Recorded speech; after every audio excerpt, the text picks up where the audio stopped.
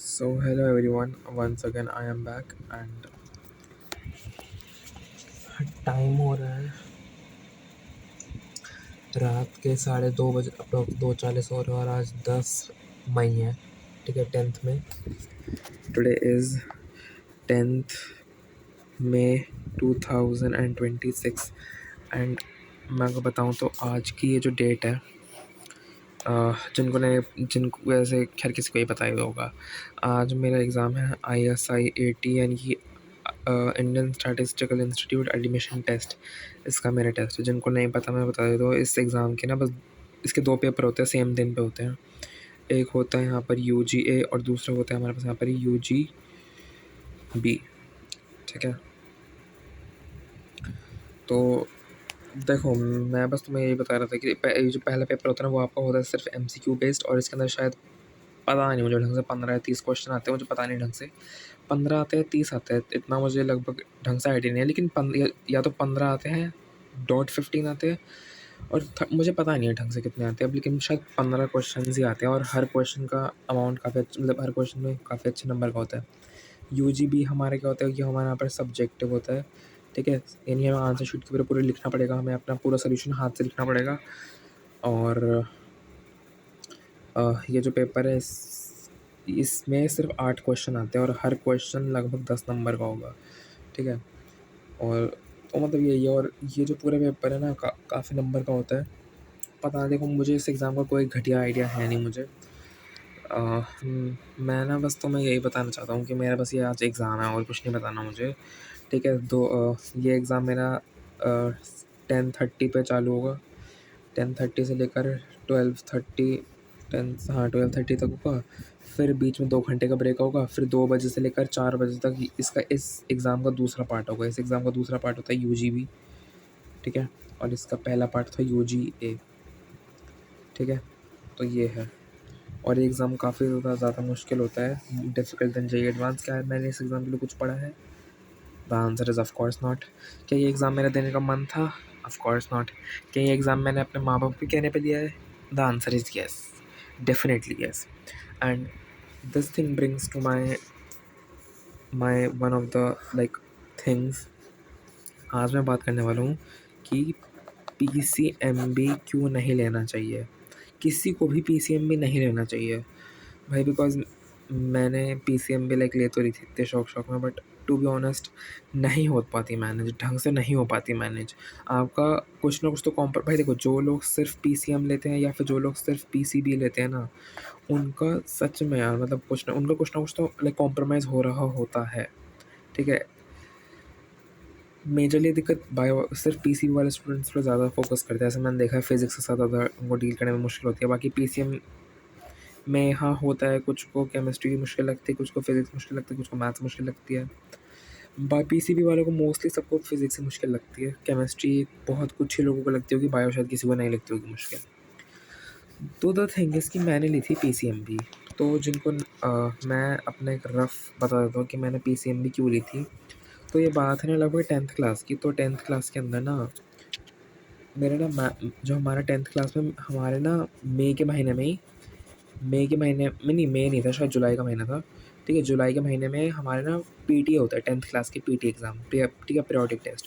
उसमें मेरे ना मैथ्स में बहुत लो स्कोर आता है, 4/4 out of 25 आता है। ठीक है, तो मैथ्स ने मेरी बहुत गंदी धज्जियाँ उड़ा दी थी।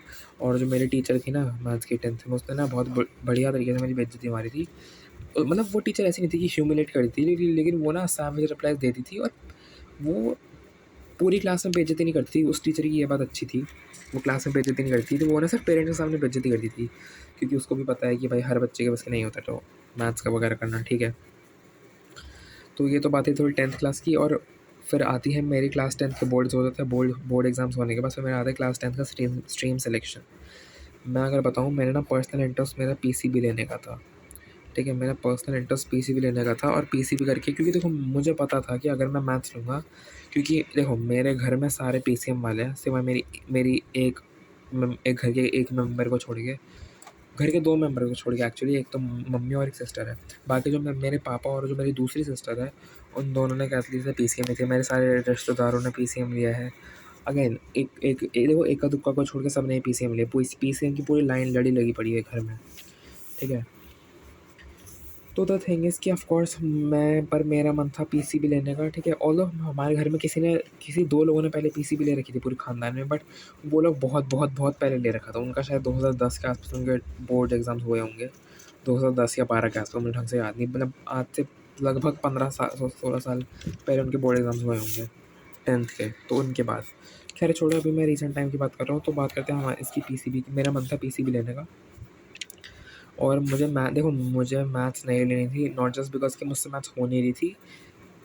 एक्चुअली देखो, मुझसे 10th की स्टार्टिंग में मैथ्स नहीं होती थी, बट 10th की स्टार्टिंग के बाद एक ना बढ़िया सा ट्यूटर लगवाया था हमारे घर पे, होम ट्यूटर लगवाया था, और उस बंदे ने मेरी मैथ्स जिस लेवल पे कर दी ना, सच में भाई थैंक्स टू दिस पर्सन। इसके जैसा टीचर मुझे नहीं मिला मुझे आज तक। वो टीचर मेरा बहुत अच्छा था, जिसने मेरे 10th की शायद अगस्त में आया था, ठीक है, जुलाई के अंदर तो ये एग्ज़ाम हुआ था, और अगस्त के अंदर हमने बुलाया था उसे। एंड उसने ना लाइक बहुत बढ़िया तरीके से मुझे पढ़ा दिया था, और सिर्फ पढ़ाया नहीं, उसने अच्छे से मुझे टेक्निक बताई कि इस सब्जेक्ट को पढ़ने का तरीका कैसा होता है। तो उसने जैसे ही पढ़ाया मुझे, और क्या पढ़ाया उस बंदे ने, सच में बहुत एकदम मज़ा सा आ गया। वो अलग बात है, वो एक क्लास का शायद 600 रुपये लेता था, और हफ्ते में 3 क्लासेस होती थी। तो अगस्त से लेकर कब तक, फेब के मिड तक, नहीं फेब के मिड नहीं, हाँ फेब के मिड तक, जब तक हमारा फर्स्ट बोर्ड एग्जाम था 10th का, तब तक आइडिया लगा लो कितना हुआ होगा, ठीक है। तो द थिंग इज़ कि मैंने पीसीबी लेने का मेरा मन था, बट फिर माँ बाप ने अपना तांडव रच दिया, थोड़ा चौदम भागना मचा दिया। माँ बाप ने, बहन वगैरह ने, सब ने अपना तांडव रचा दिया मेरे सिर पे, और उन्होंने बढ़िया अपना चौदम स्ट्रैटेजी लगा के उन्होंने ना सिर्फ बोला कि नहीं मैथ्स भी ले लो, ठीक है भाई, मैंने मैथ्स ले ली, ठीक है। एंड ऐसा नहीं कि मुझसे मैथ्स हो नहीं रही थी 11th में, बल्कि मेरा one of the not favourite but थोड़ा डिसेंट सा सब्जेक्ट मेरा मैथ्स बन गया था, ठीक है। बस मुझे लाइक ले आओ मेरे सामने, मैं कर लूँगा, ऐसा बन गया था मैं, ठीक है। और मेरे मैथ्स में देखो, एक बंदा जिसके 4/25 आए रहे थे, ठीक है, वो मैथ्स में अब इतना हो गया था कि 4/25 का मतलब समझ रहे हो, मतलब लगभग 8% पता नहीं कितना होता है, मुझे ढंग से पता नहीं, खुद कर लेना मैथ्स को। मैं लगभग अब 70% में नंबर ले आता था मैथ्स में, ठीक है, 60% टू 70%, ठीक है। ये मेरे हिसाब से था, 60-70% ना मैं ले आता था, और मेरे लिए बहुत बड़ी बात थी कि मैं मैथ्स जैसे सब्जेक्ट में 60-70% ला रहा हूँ, ठीक है, एज अ पर्सन जिसको केमिस्ट्री पसंद है, जिसको बायोलॉजी बहुत पसंद है। फिज़िक्स मुझे 11th की ज़्यादा पसंद है, विद रिस्पेक्ट टू मुझे 12th की फ़िज़िक्स इतनी नहीं पसंद, क्योंकि ये रटने वाली थोड़ी ज़्यादा लगती है मुझे। 11th की फ़िज़िक्स बहुत ज़्यादा मुझे लॉजिकल लगती है, ठीक है। थोड़ा इधर आ जाते हैं, तो बस फिर तांडव रचा मेरे घर वालों ने कि पीसी देखो, घर वाले ना साइलेंट एक्सपेक्टेशन ले रहे थे कि मुझसे कि मैं मैथ्स कर लूँगा, ठीक है। तो और टू बी ऑनेस्ट मैंने कर ली, ठीक है। पूरे 11वीं और 12वीं भाई मैंने बढ़िया अपना चूतड़ घिसा के मैंने बढ़िया मैथ्स वगैरह करी, फिज़िक्स की, केमिस्ट्री की, बायो की, मैथ्स की।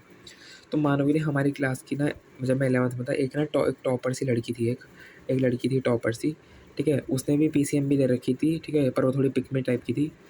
तो उसने ना पीसीएम भी ली, बट उससे ना बायो, और वो बहुत टॉपर थी, बहुत एक्सट्रीमली टॉपर थी वो लड़की। पीसीएम भी चारों का रखा था, लेकिन हमारे 11th के फाइनल एग्ज़ाम्स के बाद 12th क्लास में आते ही उसने ना अपनी बायो हटवा ली थी, फिर उसने पीसीएम से कंटिन्यू किया था।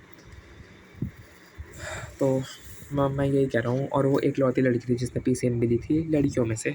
लड़कों में से कुछ शायद 4 बच्चों ने ली थी पीसीएम, मुझे, हाँ शायद हम 3-4 बच्चे थे लड़के से जिन्होंने पीसीएम भी ली थी, और वो एक लड़की थी उसने भी छोड़ दी।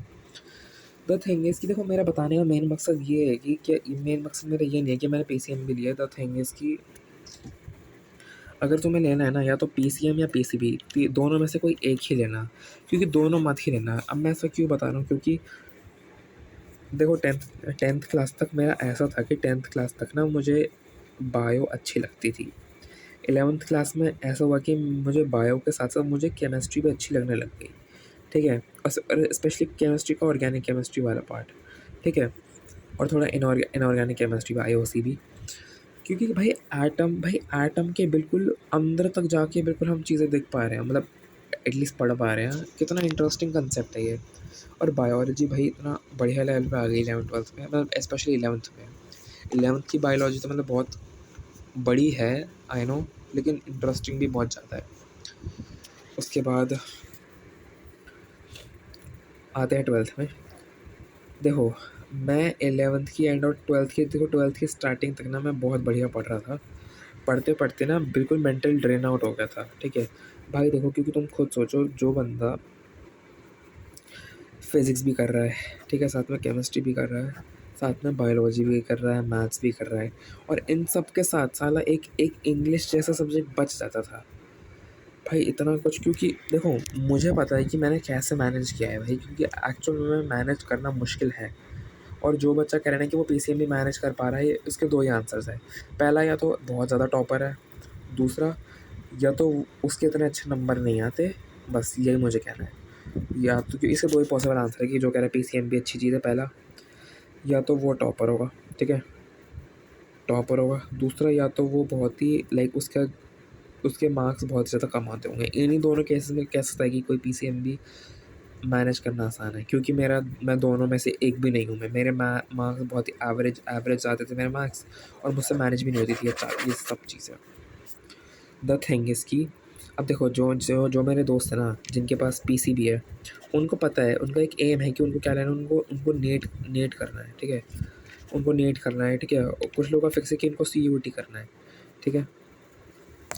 और भी कुछ लोग हैं, ठीक है, जिनके पास पीसीएम है, उनको उनको पता है कि उनका या तो जेईई होगा, ठीक है? जेईई नहीं तो क्या होगा उनका, या तो बिटसैट होगा, ठीक है? बिटसैट हो गया, फिर ऐसे सिमिलर उनके कुछ ना कुछ एग्ज़ाम्स होंगे बहुत सारे, और सीयूईटी भी ऑफ कोर्स। सीयूईटी की तो खैर सभी का ही है। मुझे कुछ नहीं पता कि मुझे करना क्या है, मुझे सच में कुछ नहीं पता।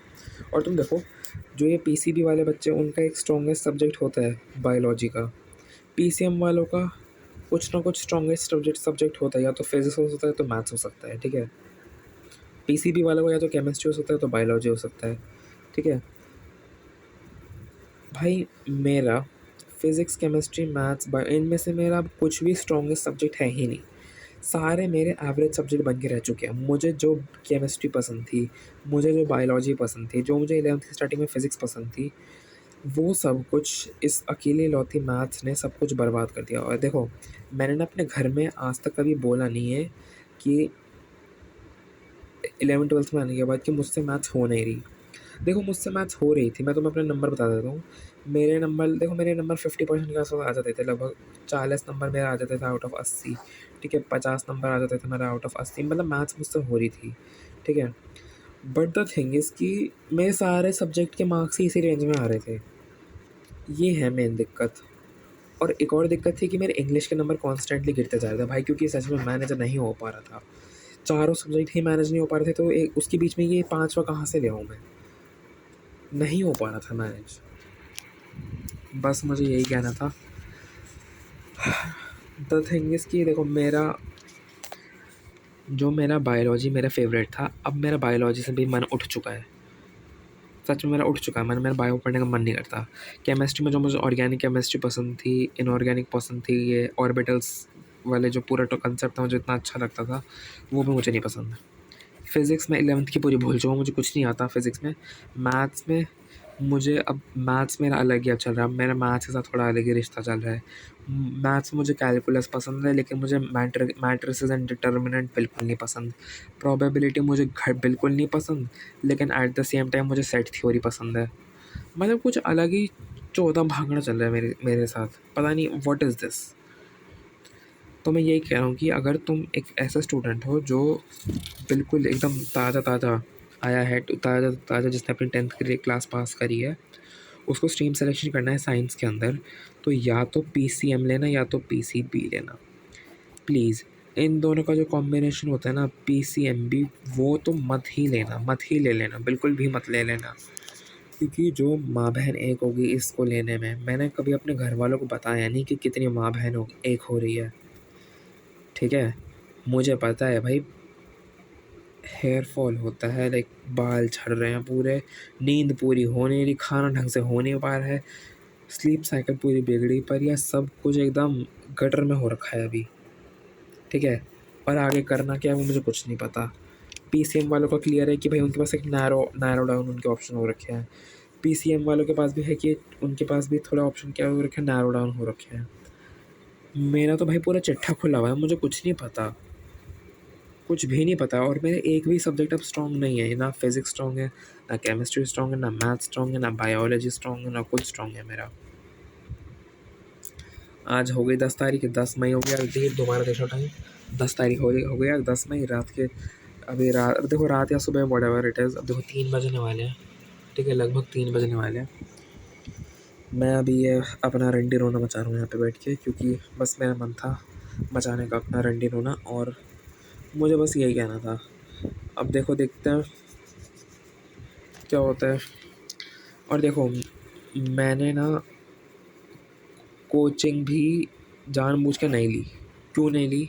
वो इसलिए क्योंकि मेरे मम्मी पापा ने और मेरी बहन ने भी खुद मना किया था कि कोचिंग ना ही लूँ मैं, क्योंकि कोचिंग वाले क्या करते हैं, सिर्फ उनका उनका जो है सिलेबस पूरा पेंडिंग करा देते हैं, क्योंकि मेरी बहन के साथ हुआ था, ठीक है। अब देखो मेरे पेरेंट्स को लाइक थोड़ा शायद नहीं समझ में आ रहा है, या फिर मेरी शायद मेरी बहन को समझ में नहीं आया कि वो जो टाइम था ना, देखो मेरी बहन मुझसे बहुत ज़्यादा बड़ी है, 10 साल बड़ी है लगभग, और उन उसका जो कोचिंग का एरा जब वो मेरी एज की थी ना, तब ये टाइम चल रहा था लगभग 2000 शायद 13 से लेकर 2015 के आसपास ये वाला टाइम चल रहा था। 2013 में उसको 10th बोर्ड ख़त्म हुए थे, फिर 2013 में वो 2013 से 14 11th में, 14 से 15 12th में, और 2015 में फाइनली उनका कॉलेज चालू हो गया था, ठीक है। और उन्होंने उन्होंने सिर्फ पीसीएम ली थी। तो मुझे बस यही बताना कि भाई कि जिनके पास भी पीसीएम भी है, तुम या तो इन्हीं दोनों कैटेगरी में होगा, टॉपर या एवरेज, अगर तुम तो मैनेज हो पा रही है, नहीं मैनेज हो रही, then you are absolutely like me. और तुम्हारे पास अगर पीसीएम या पीसीबी है तो भाई तुम लोगों की ज़िंदगी में दुख कम है एटलीस्ट, ठीक है। देखो दुख कम या ज़्यादा तो बहुत ही सब्जेक्टेबल चीज़ है, बट एटलीस्ट पढ़ाई के सेंस में तुम्हारे पास थोड़ा कम दुख होगा, क्योंकि हम लाइक मुझे पता है मेरी अंदर से क्या फटी पड़ी है अभी, बहुत ज़्यादा गंदी हालत हो रखी है, ठीक है। बस यही कहना था मुझे, अब जो भी हो, बाय बाय, बस इतना ही कहना था।